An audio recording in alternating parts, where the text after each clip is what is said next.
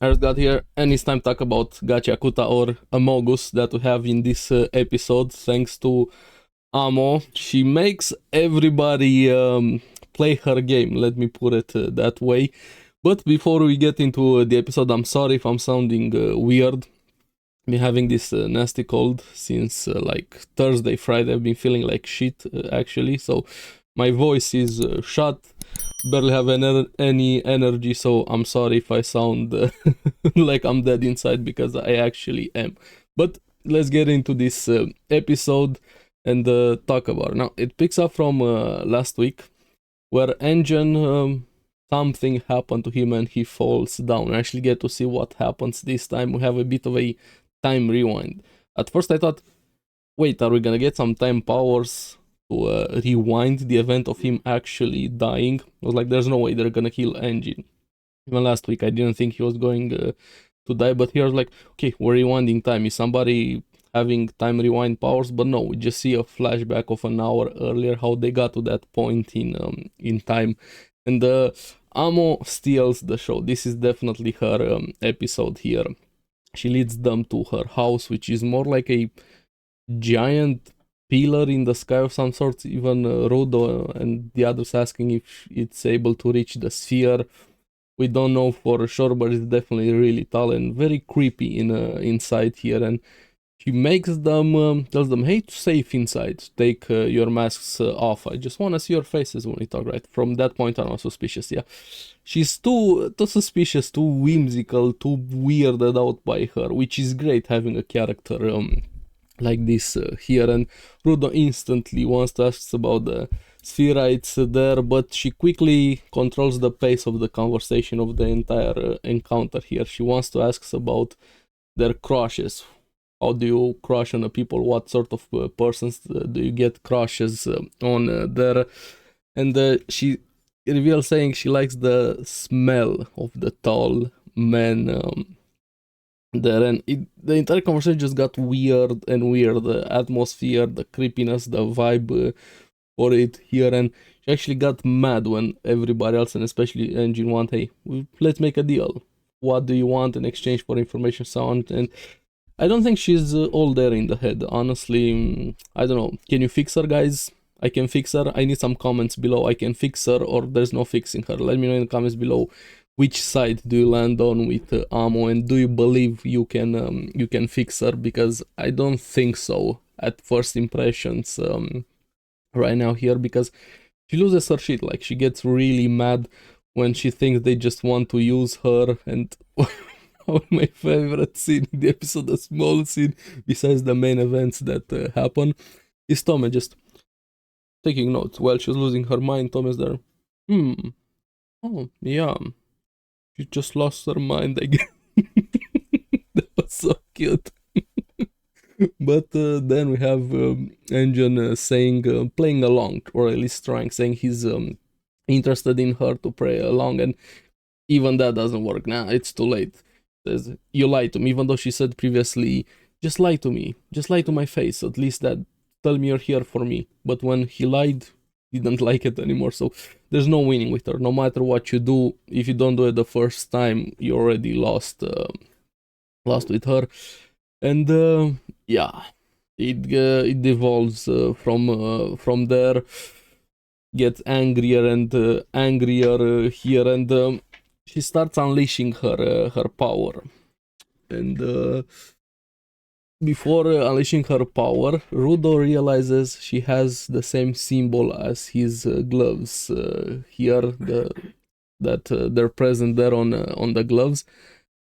And at first I was like, what did she do? And then we see the events at the start of the episode.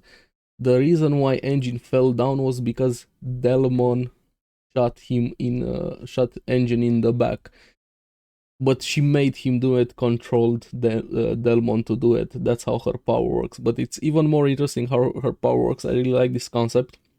Her powers and Delmon's powers reminded me a bit of Bleach. Amo's powers with Tsukishima from Fullbring arc. I'm not gonna go into spoilers with that. And Delmon's powers a bit similar to Askin from Bleach, also one of the Stan Ritter. If you guys haven't watched Bleach or anything about that, I highly recommend, one of my all-time favorite series. But Amo, being a giver and being able to control people, especially Delmon here, he sprayed engine in the back. He kind of has a hose power with water. He's able to control the volume in things there, and she instantly switches the conversation again. Like after engine fell down, don't think he's dead. He's very much so incapacitated. She has the same question. What do you look for in a crush? She's like, it didn't even matter for. She didn't even register, or she thought what she did was just normal. So yeah, the crazy levels are going high and high, and Zanka of course gets angry because he admires Engine and fully starts insulting her, and she was just playing innocent. Of course, this needed to happen. Of course, she didn't do anything wrong, and she uses Delmon to attack again Zanka. He dodges even while taking Engine to save him also. And at first I thought Delmon fully under her control even gave me the, for a split second I actually thought he was a traitor there. Maybe, hey, maybe her powers are something else instead of controlling people, because he fully like believing it. Even Tamsi saying that no, that's Delmon actually believing what he's doing. I was like, okay, so is Delmon a traitor? Was he always infiltrated in the cleaners and so on? But no, her powers is even more insidious than this, and we're gonna get to that. And the reveal here with Delmon's vital instrument, the water hose, being able to control the volume into something, and even different nozzles to his instrument, and Rudo kind of having a really good internal monologue, thought, so to say, introspection. Why does it always turn into a fight?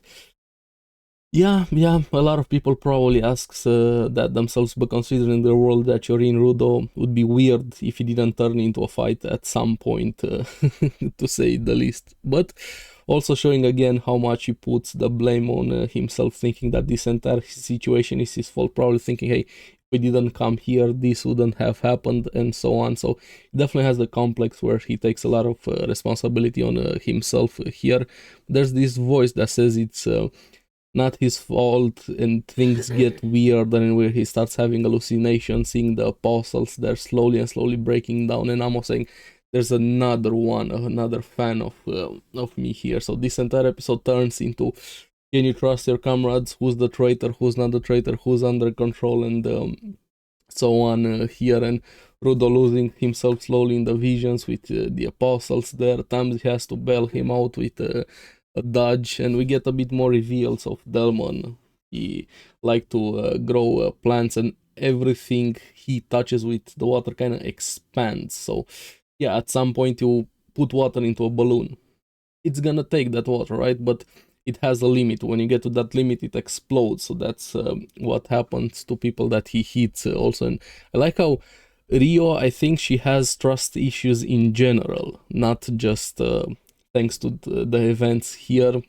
We even saw it before with her conversation with her parents and Rudo. She wants to take care of Delmon herself and saying she can't trust anyone, but it feels like that's something usual for her, something normal already. That's the vibe I got from Rio.